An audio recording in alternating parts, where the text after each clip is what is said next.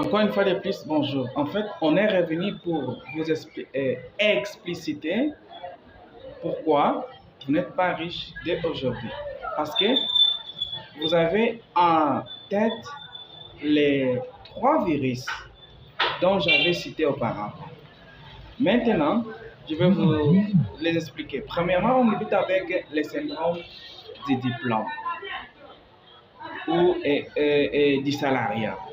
En fait, nombreux sont ceux qui étudient et plus tard, ils attendent qu'ils puissent être engagés selon leur domaine qu'ils ont étudié. Par exemple, je suis un médecin, j'ai étudié, j'ai fait la médecine et que plus tard, je dois m'attendre à être engagé dans une structure sanitaire ou un hôpital, on peut le dire, pour gérer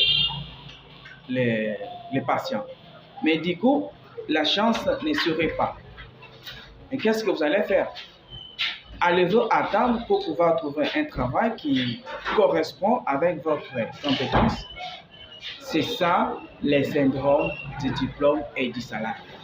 Donc, les syndromes du diplôme et du salariat, c'est quoi? En un mot, c'est s'attendre à avoir un travail qui correspond avec votre étude. Oui, c'est vrai, on doit avoir un travail qui correspond avec nos études parce que nous allons pouvoir prouver nos compétences. Mais il arrive qu'on n'y trouve pas. On reste des années sans pouvoir trouver un travail qui correspond avec notre compétence professionnelle. Qu'est-ce que nous allons faire? Nombreux sont ceux qui restent chômeurs à la maison, qui restent en dessous des arbres, jouer aux dames, jouer au football et passer du temps inutilement. Vous comprenez? C'est qu'est-ce le syndrome du diplôme. Passons maintenant à autre chose qui est, savez-vous, la règle du 10 sur 90. Ici, on va aussi expliciter un tout petit peu sur l'épargne. En fait, l'épargne, comme on les définit, c'est la partie du revenu non consommé. C'est-à-dire, on se dira qu'on nous paye, par exemple, $200, $300, et on va soutirer sur notre salaire une somme pour l'épargner, soit les cacher au profit d'un projet quelconque. Mais on ne va plus les consommer. C'est ça, l'épargne. Bon, la règle du 10 sur 90, en d'autres termes, c'est il vous serait impossible de réaliser vos projets. Acheter une voiture, construire une maison, sans épargne. Donc, la règle de 10 sur 90, c'est épargner. Donc, quand vous épargnez, vous faites la règle de 10 sur 90. En faisant la règle de 10 sur 90, vous êtes en train de construire, d'investir votre futur. Parce qu'en investissant, on ne peut jamais investir sans épargner. En investissant, tout le monde arrive à réaliser ses projets.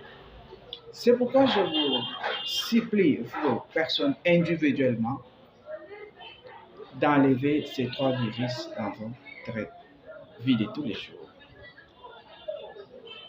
Et le dernier, qui est la navigation à la naveuglette. La navigation à la naveuglette, bon, je vais vous raconter une histoire. On dit que loin d'être assortiment de décoration, l'objectif premier du tableau de bord, quand les chauffeurs conduisent sa voiture, l'objectif premier des tableaux de bord, c'est quoi? C'est connaître le temps réel, la santé de sa voiture. C'est ça.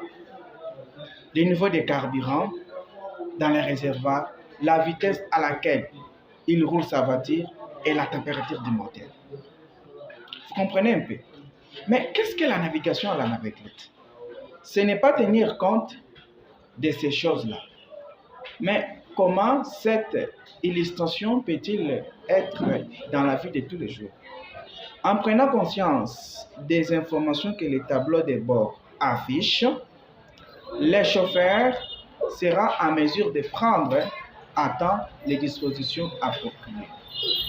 Par exemple, il se peut que sa voiture roule très vite.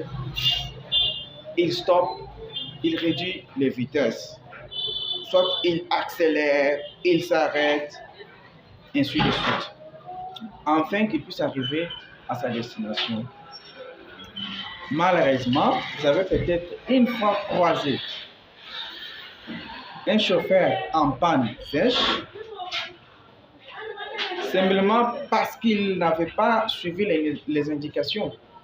C'est ce qu'on appelle la navigation à la navette.